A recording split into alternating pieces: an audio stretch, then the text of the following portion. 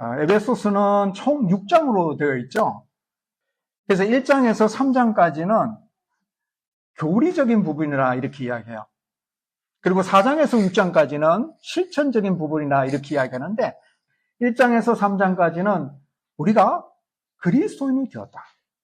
그리스도인이 되었는데 이 그리스도인들이 어떻게 해서 우리가 그리스도인이 되었는지에 대한 설명이 쭉 나와요. 하나님께서 우리를 창세전에 선택하셨고 하나님께서 우리를 불러주시고 죄로 인해서 타락한 우리를 긍휼히 여겨주시고 하나님의 그 크신 사랑으로 우리를 구속하여 주셨다. 그래서 우리가 구원받게 된 것은 하나님의 은혜이고 우리가 예수 그리스도를 믿게 된 것은 하나님의 은혜임을 이야기하면서 마지막에 우리가 이처럼 하나님의 자녀가 되었으니 하나님께서 우리를 부르신 목적이 뭐냐면 거룩하게 하려 하십니다라는 말씀으로 3장까지의 스토리가 이어져요. 그러면 4장부터 6장까지의 스토리는 뭐냐면 우리가 이제 하나님의 자녀가 되었잖아요. 우리가 예수 그리스도를 믿게 되었잖아요. 자, 그렇다면 믿는 사람의 삶의 모습이 뭐냐라는 겁니다. 어떻게 살아가는 것이 예수 그리스도를 믿는 사람의 모습일까요? 이 질문에 대한 답변이 4장에서 6장까지 이야기해요. 우리는 그러면 어떻게 살아야 합니까?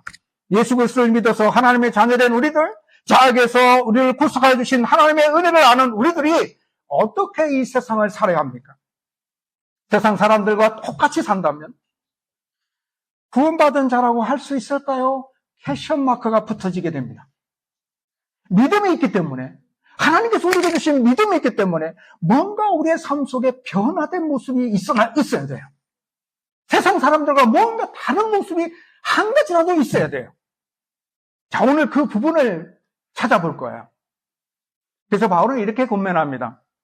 부르심을 받은 일에 합당하게 행하라. 1절에 나오죠. 너희가 부르심을 받은 일에 합당하게 행하라. 하나님께서 우리를 부르셨어요. 이것을 신학적으로는 콜링이라고 그럽니다. 우리나라 말로는 소명이다. 하나님께서 우리를 부르셨다라는 이야기죠. 그래서 우리의 구원이요, 시작되는 시점이 언제냐면 하나님이 나를 부르셨을 때, 그때부터 우리의 구원이 우리의 삶 속에 실제적으로 이제 막 시작되는 거예요. 하나님께서 우리를 선택하실 때는 창세전에 선택하셨어요. 우리가 이 세상에 태어나기도 전에 하나님께서 선택하신 거예요. 어느 날 이 세상에 태어났네요. 그러자 하나님께서 그들을 부르신 거예요. 그래서 오늘 이 자리에 앉아있죠. 자, 이렇게 되니까 구원이 그들의 삶 속에 시작이 된 거예요. 그래서 우리가 이처럼 함께 모여서 하나님을 예배하고 찬양하는 이런 신앙의 모습들이 우연히 되어진 것처럼 보이지만 그 이면에는 하나님께서 우리를 부르셨다라는 사실이에요. 우리가 예수 그리스도를 믿을 때를 한번 생각해 보세요. 누군가 전도에서 친구의 어떤 권면에 의해서 우리가 하나님의 말씀을 들을 수 있는 자리로 나아오게 되잖아요. 그 하나님의 말씀을 들을 때 이 말씀이 하나님의 말씀이구나. 하나님의 누구시구나. 믿음이 무엇이구나 라는 것을 우리가 발견하게 되죠. 이것이 모든 하나님께서 우리를 부르시는 과정의 모습들이에요. 전능하신 하나님, 이 우주를 만드신 하나님께서 우리를 부르시면 우리는 응답하게 되어 있어요. 하나님께서 우리를 부르면 우리가 응답하게 되어 있어요. 왜냐하면 우리가 하나님의 자녀이기 때문에 그래요. 그래서 예수님께서 이 목자와 양의 관계에서 이 부분을 설명해 주셨는데요. 요한복음 10장 3절과 4절에 보면은 양은 그의 음성을 듣나니 그가 자기의 양의 이름을 각각 불러 인도하여 내느니라. 자기 양을 다 내어놓은 후에 앞서가면 양들이 그의 음성을 아는 고로 따라오되. 그러니까 양은 목자의 음성을 듣고 알고 따라가듯이 하나님의 자녀는 하나님의 음성을 알아요. 하나님의 부르심을 알아요. 왜냐하면 우리가 하나님의 자녀이기 때문에 그래요. 그래서 로마서 8장 30절에 보면은 이렇게 설명합니다. 미리 정하신 그들을 또한 부르시고 부르신 그들을 또한 의롭다 하시고 의롭다 하신 그들을 또한 영화롭게 하셨느니라. 자, 우리는 이것을 구원의 서정, 구원의 과정이라 그러는데요. 하나님께서 우리를 창세전에 정하시고 그 다음에 부르시고 그리고 의롭다 하시고 그 다음에 영화롭게 하시는 그런 과정을, 우리를 구원해 가시는 그런 과정의 모습들이에요. 그래서 하나님께서 우리를 부르셨다는 것은 우연히 되어진 일이 아니다라는 사실이에요. 자, 하나님께서 왜 우리를 불렀을까요? 목적이 있어요. 그 목적이 뭐냐면, 왜 부르셨냐면은, 거룩하게 하려고. 거룩하게 하려고. 베드로전서 1장 15절에 보면, 오직 너희를 부르신 거룩한 이처럼 너희도 모든 행실에 거룩한 자가 되라 라는 말씀이 있고, 데살로니가전서 4장 7절에는 하나님이 우리를 부르시면 부정하게 하심이 아니요 거룩하게 하심입니다. 하나님께서 우리를 부르신 목적이 뭐냐면 거룩하게 하시려고 우리를 부르셨다라는 이야기예요. 그러니까 우리를 부르시기 전에 우리의 모습이 거룩하지 않다는 것을 의미하고 있죠. 우리가 하나님으로부터 부르심을 받았는데 우리가 있던 그것이 거룩하지 못한 것임을 의미하고 있어요. 그러니까 거룩하지 못한 곳에서 거룩하지 못한 자를 하나님께서 불러내셨다라는 거예요. 왜? 거룩하게 하시려고. 그래서 하나님의 부르심을 받은 자들이 모인 것이 교회입니다. 그래서 교회를 에클레시아라고 부르는데 이것은 의미는 죄악의 세상에서 불러낸 거룩한 하나님의 백성이라는 뜻이에요. 그래서 이 교회의 정체성, 이 교회의 정체성은 거룩한 하나님의 백성들이 모여 있는 곳이에요. 그래서 우리가 이곳에 모여 있는 것은 하나님의 백성들, 거룩한 하나님의 백성들이 함께 모여 있는 그런 모습이죠. 그래서 이런 공동체를 향하여 지금 바울이 이런 이야기를 하는 거예요. 너희가 거룩한 하나님의 공동체로 부름을 받았기 때문에, 너희가 하나님의 부름을 받았기 때문에, 이곳에 함께 모여 있기 때문에 이제는 너희가 부르심에 합당하게 행하는 것이 맞다라는 권면을 하고 있는 거예요. 합당하다는 말은 적합하다는 뜻이죠. 어울린다는 뜻이죠. 그러니까 하나님의 부르심을 받은 성도들이 부르심에 합당하게, 적합하게 행동하라라는 권면의 말씀이죠. 자, 그렇다면 하나님의 부르심에 합당하게 살아가는 삶의 모습이 뭐냐? 좀 구체적인 뭐냐? 구체적으로. 부르심에 합당하게 살아가는 방법은 뭘까? 여기서 세 가지를 이야기합니다. 첫째, 겸손. 그 다음에 온유. 그 다음에 오래 참음으로 사랑 가운데 서로 용납하는 것. 첫째, 겸손은요. 예수님 당시에 이 겸손은 사실 노예들에게 푸시되었던 그런 덕목이었어요. 노예들에게 푸시되었던 그런 덕목이었는데, 그럼에도 불구하고 바울이 제일 처음에 하나님의 부름을 받은 성도들이 드러내야 될 신앙의 덕목이 이 겸손이다라고 말하는 의미가 상당히 의미가 있어요. 왜냐하면 예수님이 이 세상에 오셨잖아요. 예수님은 만왕의 왕이신 하나님과 동등하신 분이시죠? 그런 예수님이 이 땅에 인간의 몸을 입고 이 땅에 오신 거예요. 이것은 예수님의 겸손이죠. 자기 자신을 낮추시고 종의 형체를 입으시고 인간의 몸을 입고 이 땅에 오신 것. 그뿐만 아니라 예수님이 십자가에 돌아가시기까지 자기를 낮추어 복종하셨던 모습을 보여주고 있죠. 예수님이 이 땅에 살아가는 삶의 모습을 보아도 만왕의 왕이시지만 예루살렘에 입성하는 모습을 보면 나귀를 타고, 정말 우습잖아요? 나귀를 타고 예루살렘 성에 입성하시는 그런 모습이 보여요. 그뿐만 아니라 예수님이 제자들의 발을 씻기시는 그런 겸손한 섬김의 모습을 드러내신 예수님의 모습을 볼 수 있어요. 그러니까 예수님께서 이 땅에 오신 과정과 예수님께서 이 땅에 살아가신 삶의 모습들을 쭉 보게 되면 겸손이 잘 드러나고 있는 거예요. 그래서 우리가 기독교의 문화가 겸손의 문화가 중요한 것임을 바울이 언급하는 의미가 여기에 담겨져 있어요. 자, 그렇다면 우리에게 겸손은 도대체 무엇을 의미하는 것일까? 의도적으로 자기 자신을 낮추는 행동일까요? 무조건 타인과의 갈등 속에서 무조건 피하는 것이 겸손인가요? 자기 자신을 깎아내리고 자신의 능력과 은사를 숨기는 것이 겸손일까요? 사실 겸손은 이런 것을 의미하지 않습니다. 자, 우리가 겸손을 한 차원 높이겠습니다. 성경에서 말하는 겸손은요, 우리가 하나님과의 관계 속에서 이해되어집니다. 하나님과의 관계 속에서 이해되어져요. 이 겸손은 하나님 앞에서 나 자신의 위치를 알 때의 진정한 겸손한 자의 모습이에요. 내가 하나님 앞에서 내가 어떤 존재인가를 아는 자가 진짜 겸손한 자의 모습이에요. 내가 하나님 앞에서 선한 것이 하나도 없음을 깨닫는 자, 내가 하나님 앞에서 죄인임을 깨닫는 자, 이런 자의 모습이 겸손해요. 그래서 성도에게 있어서 겸손이란 어떤 하나의 태도가 아니고요, 예수 그리스도의 마음을 품고 그리스도 안에서 변화된 모습을 드러내는 통로가 겸손입니다. 자, 예를 들게요. 바울이 가말리엘 문화에서 공부를 했어요. 대단한 학식이 있는 사람입니다. 그리고 이 바울이 정통 바리새인이죠. 철저하게 하나님의 율법을 지켜나가는, 자신도 그랬어요. 내가 율법으로는 흠이 없는 자다. 율법을 지키지 못해서 흠 있는 그런 자가 아니다. 철저하게 율법을 지킨 자다라고 설명을 해요. 그리고 바울은 예수님을 만난 이후에 수많은 사람들에게 전도했잖아요. 많은 교회를 세웠고 복음을 위해서 정말 바울은 일생을 바쳤습니다. 그러면서 바울이 고백하기를, 고린도전서 15장 10절에는 이런 고백을 합니다. 내가 나 된 것은 하나님의 은혜로 된 것입니다. 내게 주신 그의 은혜가 헛되지 않아요. 내가 모든 사도보다 더 많이 수고하였으나 내가 한 것이 아니요 오직 나와 함께 하신 하나님의 은혜로다. 여러분, 겸손을 찾으셨어요? 내가 모든 사도보다 더 많이 수고하고 더 많이 교회를 세우고 더 많이 봉사하고 섬겼으나 내가 한 것이 아니라 하나님의 은혜로 한 것이다. 하나님의 은혜였다라고 고백하고 있어요. 이게 진짜 겸손의 모습이에요.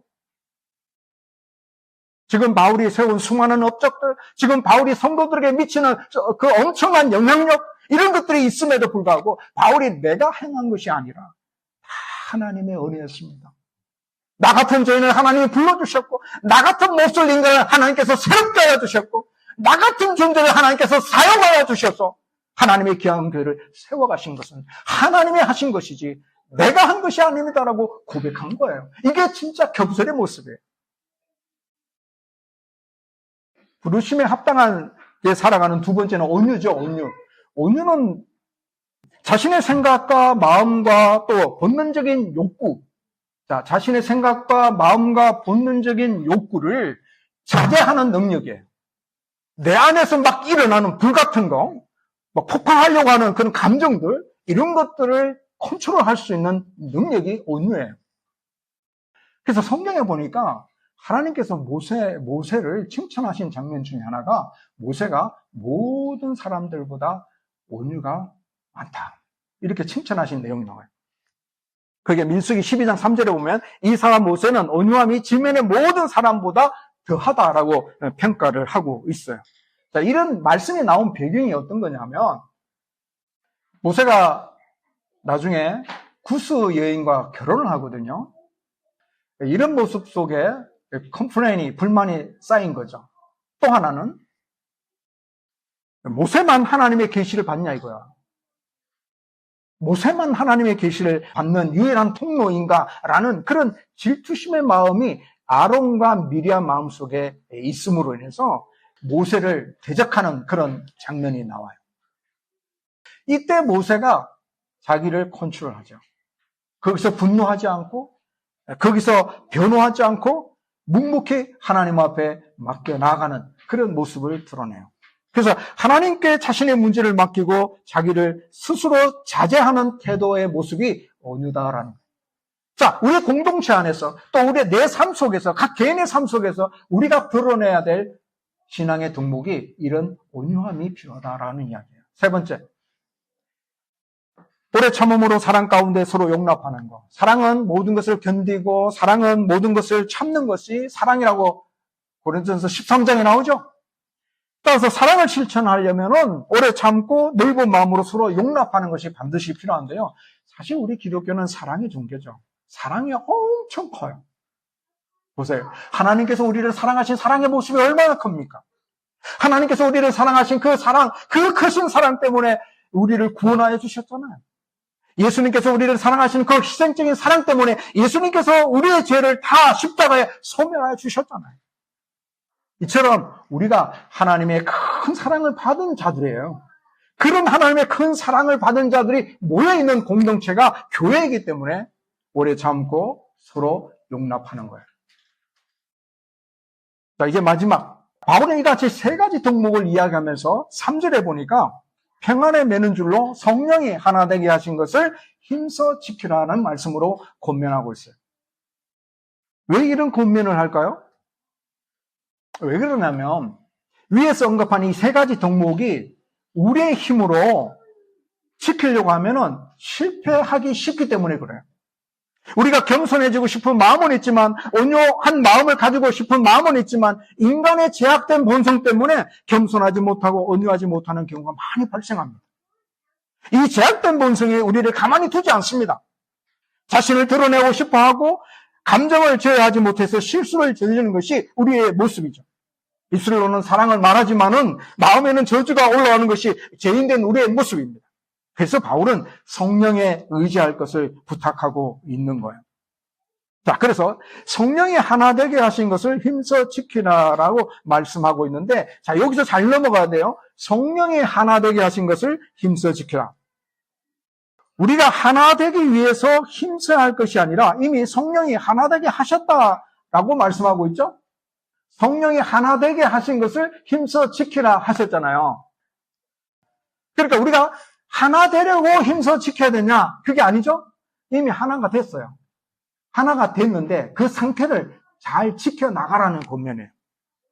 하나 된 그 상태가 뭐예요? 우리가 어떻게 하나가 되었어요? 예수 그리스도를 믿음으로. 예수 그리스도를 믿음으로. 그래서 우리가 믿음도 같은 믿음이죠. 그 다음에 세례도 같은 거죠. 주도 한 분이죠. 우리가 믿는 주님도 한 분이죠. 우리가 믿는 하나님도 한 분이죠. 자, 이래서 우리가 그리스도를 믿는 그리스도인으로서 우리가 이미 하나가 되었는데 이 하나된 것을 지키라는 거예요. 그래서 이 하나된 것을 지키기 위해서는 우리의 힘으로 불가능하니까 성령의 도움을 요청하라는 거예요. 예를 들면 예수님께서 제자들에게 말씀하시기를 너희는 세상의 소금이다. 소금이 맛을 잃으면 아무 쓸데없어 밖에 버려진다라고 말씀을 하셨는데, 그러니까 예수님께서 우리들에게 요구하시는 내용은 너희가 소금이 되어라라는 말씀이 아니에요. 소금이 되어라라는 말씀이 아니고요. 이미 너희는 소금이 되었다라는 거예요. 너희는 세상의 소금이니라는 말씀이에요. 너희는 소금이 되었다라고 말씀합니다. 소금이니 소금으로서 이제 맛을 내어라는 말씀을 하고 있는 거예요. 성령이 이미 하나되게 하셨다는 것이죠. 그러니까 너희들은 하나된 맛을 내라는 거예요. 하나된 맛이 뭐예요? 겸손이고 온유고 오래 참음으로 사랑 가운데 용납하는 거예요. 이게 하나된 맛이에요. 맛. 우리 공동체 안에서 내 삶 속에서 예수 그리스도로 말미암아 하나된 자들이라면 맛을 내야 된단 말이죠. 맛을. 겸손의 맛을 내야 된단 말이죠. 온유의 맛을 내야 되고요. 오래 참음으로 사랑 가운데 서로 용납하는 그런 맛을 내야만이 진짜 우리가 그리스도인으로서 세상에 맛을 전달할 수 있는 사람이 되는 거예요. 내가 그렇게 살아야 된다는 거예요. 그래서 이런 삶을 살기 위해서는 내 힘으로는 역부족이라는 거죠. 그래서 우리가 성령의 도우심을 구하는 거예요. 하나님 도와주세요. 내 안에 막 솟아오르는 분노, 내 안에 막 솟아오르는 힘겨움, 참지 못하는 것, 이런 것들이 막 생길 때마다 하나님 앞에 기도하는 거예요. 성령 하나님께서 내 마음을 어루만져 주셨습니다. 내 안에 일어나는 이 분노가 사라지게 하옵소서. 그래서 성령의 도우심으로 말미암아 우리가 이와 같은 덕목들을 지켜나갈 수가 있는 거예요. 말씀을 맺겠습니다. 하나님께서 우리를 불러주셨어요. 우리는 하나님의 부르심을 받고 하나님의 말씀을 듣게 되었고 하나님을 알게 되었고 하나님을 믿게 된 것이에요. 그래서 오늘 우리가 이렇게 함께 신앙생활 할 수 있는 것은 우연히 어쩌다 보니까 이렇게 여기 왔지라고 생각하면은 착각이에요. 그렇지 않아요. 하나님께서 우리를 부르셨기 때문에 우리가 이곳에 있는 것이고 하나님 말씀을 들음으로 우리가 우리의 삶 속에 이제 우리의 구원이 시작되는 모습을 볼 수 있는 거죠. 하나님께서 우리를 부르신 것은 우리를 거룩하게 하시기 위함이에요. 그래서 세상에서 불러내어서 거룩한 믿음의 사람들이 모인 이 교회로 부르시고 이 교회를 통해서 하나님 앞에서 더 거룩한 자로 성장해 나가게 되시기를 하나님이 원하시는 거예요. 그러므로 부르심을 받은 자들은 부르심에 합당하게 살아야 돼요. 첫째는 겸손이에요. 겸손은 전능하신 하나님 앞에 나의 위치를 아는 것이고 겸손은 예수 그리스도의 마음을 품고 그리스도 안에서 변화된 모습을 드러내는 통로예요. 하나님 앞에서 겸손한 자는 자신이 잘한 모든 것이 하나님의 은혜임을 인정하게 돼요. 둘째는 온유예요. 자신의 생각과 욕심을 스스로 자제하는 것이죠. 자신을 위해서 분노하거나 변호하지 않고 자신의 문제를 하나님께 맡기는 것이죠. 셋째는 오래 참음으로 사랑 가운데서 서로 용납하는 것이죠. 우리가 하나님의 크신 사랑을 받은 자들이기 때문에 오래 참고 서로 용납하는 거예요. 자, 이런 덕목들을 지켜나가는 것은 우리의 힘으로는 참 힘들다, 어렵다라는 거죠. 왜냐하면 우리의 타락한 본성이 가만두지 않으니까요. 그래서 성령의 도우심이 우리에게 필요하고, 그래서 성령 하나님 앞에 우리가 간절히 기도함을 통해서 성령 하나님께서 우리의 마음을 다스려 주시고, 성령 하나님께서 우리의 환경을 다스려 주셔서 우리가 그리스도인으로서의 아름다운 맛을 내는 그런 삶을 살아갈 수 있도록 역사해 주신다라는 거죠. 그래서 부르심에 합당하게 살아서 진짜 그리스도의 모습을, 진짜 그리스도의 맛을 세상 사람들에게 보여주는 하나님의 거룩한 백성이 되시기를 주의 이름으로 축복합니다.